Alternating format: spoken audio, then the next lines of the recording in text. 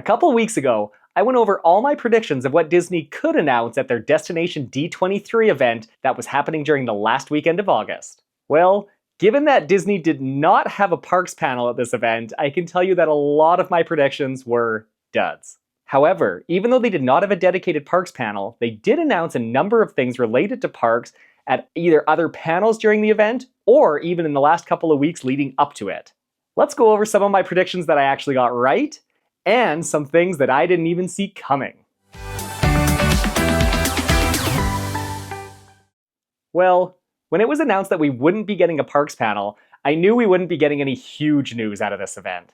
First off, let's acknowledge the elephant in the room. Disney sadly did not announce anything about Disneyland or California Adventure. I was hoping to hear more about DCA's new Avatar Land, their new Coco ride, and their Avengers Campus expansions, as well as the new parking structure coming to the resort, and I was hoping for some info about Disneyland Forward. Sadly, we have to wait a little bit longer to get any more info about all of these projects.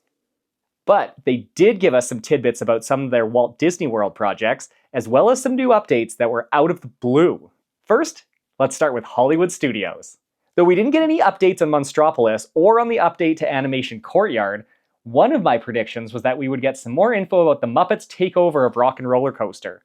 And we did. Not at the event itself, but a few days earlier actually. Not only did we get the new ride name, but we got the ride backstory and some new concept art.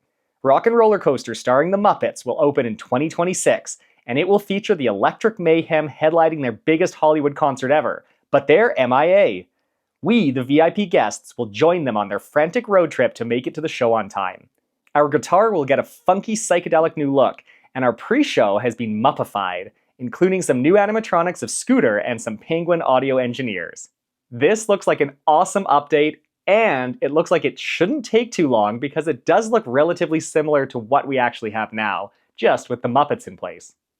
Over in Animal Kingdom, though we weren't shown anything about our Tropical Americas update, it was mentioned that Disney Animation Studios CCO Jared Bush teased that he has spent some time at Disney Imagineering checking out the Encanto dark ride progress. And it blew his mind, he said.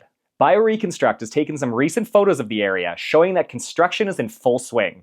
Hopefully they would put the pedal to the metal and get it done sooner rather than later.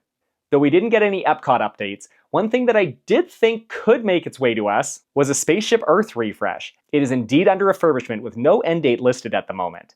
I doubt we will get anything major, but it would be great if it reopened with some surprising new elements. Now, onto the park that got the most attention leading up to Destination D23 and at the event itself. For Magic Kingdom, I predicted that we would be getting some updates on their Cars and Villains lands that are coming our way. Though we got nothing on Cars, we did get some tidbits about villains.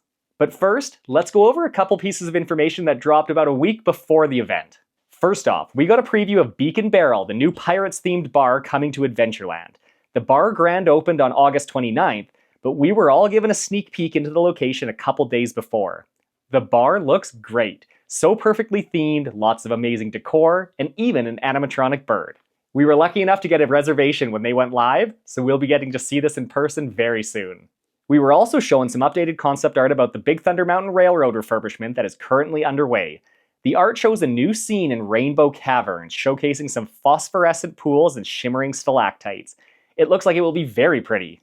We were also given a sneak peek of the new ride vehicles coming to Buzz Lightyear's Space Ranger Spin, which now has removable blasters for easier usability.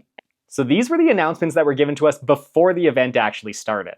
This could have sufficed, but little did we know that Imagineers had some fun Magic Kingdom updates coming to us straight from Destination D23. First off, it was announced that Tron will be getting a new overlay to match Disney's new movie Tron Ares coming out in a month. The dome will be glowing red, and 9 Inch Nails music will be playing along your journey. The Ares takeover starts on September 15th, just 2 weeks from now. We were also given some very light updates about the upcoming Villains Land coming beyond Big Thunder Mountain. First, we were told that Imagineers have been visiting Paris and Barcelona to look into different architectural styles that could translate over into villainous fortresses. The goal is to bring the villains' dramatic magical worlds off the screen and into real life. It was also announced that Disney legend Andreas Deha, who is the animator behind such villains as Gaston, Jafar, Scar, and more, is going to be a consultant on the project. I mean, who better to have to match the villains' personalities and styles to the land itself? Though I wish we were given a little bit more, these updates have me very excited and show that Disney is taking this land very seriously. Next, it was divulged to us that Magic Kingdom is getting its very own Walt animatronic. Guests on the West Coast were given a brand new Walt Disney show complete with Walt animatronic to celebrate Disneyland's 70th anniversary. Well now, Magic Kingdom, specifically the Carousel of Progress, is going to get its own. Walt will soon be welcoming us to his attraction that got its start at the 1964 New York World's Fair. As someone who loves Carousel of Progress, it is great to see it getting some love and attention. And having Walt be the opening scene is an amazing addition. We can't wait to see this in person. And lastly, and this announcement kinda came out of nowhere, Disney said that they will be bringing back the old Cinderella Castle color scheme. That's right, the pink castle from the 50th anniversary is going away, and the grays, creams, blues, and touches of gold to enhance the castle's architecture are coming back.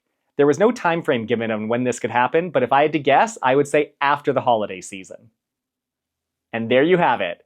Everything that was announced at, or just before, Destination D23.